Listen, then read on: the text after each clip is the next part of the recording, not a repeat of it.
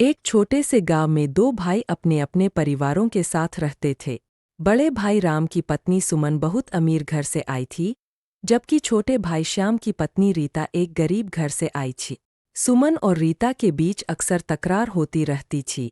आइए उनकी कहानी कुछ संवादों के माध्यम से जानते हैं। दृश्य 1। रसोई घर में सुमन और रीता रसोई में काम कर रही है। सुमन घमंड से, रीता, तुमने कभी अच्छे बर्तन देखे हैं?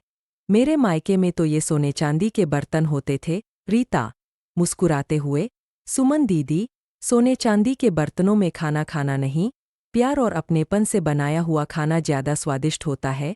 दृश्य 2। बैठक में दोनों परिवार बैठक में बैठे हैं और राम ने नया टीवी खरीदा है। सुमन, देखो रीता, राम जी ने हमारे लिए नया टीवी खरीदा है। तुम्हारे घर में तो ये सब नहीं होगा ना? रीता शांत स्वर में, टीवी से ज्यादा महत्वपूर्ण परिवार के साथ बिताया गया समय होता है। दीदी, श्याम जी और बच्चे जब एक साथ होते हैं तो हमारी खुशी का कोई ठिकाना नहीं रहता। दृश्य 3। बगीचे में रीता बगीचे में फूलों की देखभाल कर रही है।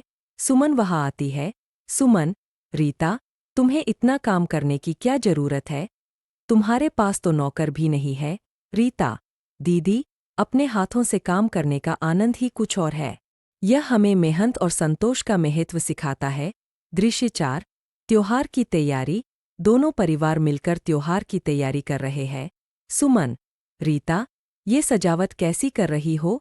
मेरे मायके में तो त्योहारों पर महंगे महंगे सजावट होती थी। रीता, सुमन दीदी, सजावट तो मन की खुशी से होती है, सादगी में भी सुंदरता होती है, अगर दिल साफ और खुश हो। दृश्य 5। अंत में दोनों भाभियां एक दूसरे के पास बैठी है और बात कर रही है। सुमन अफसोस जताते हुए, रीता, मैंने हमेशा तुम्हें तुम्हारी गरीबी के लिए ताने दी, लेकिन अब समझ में आता है कि सच्ची खुशी और संतोष पैसे में नहीं, अपनेपन और प्यार में है। रीता मुस्कुराते हुए, कोई बात नहीं दीदी, हम सब सीखते हैं। अहम बात यह है कि हम अपने परिवार को प्यार और खुशियों से भरें, यही असली संपत्ति है। इस प्रकार दोनों भाभियों ने समझा कि सच्चा सुख और संतोष बाहरी धन में नहीं, बल्कि दिल की उदारता और परिवार के साथ में है।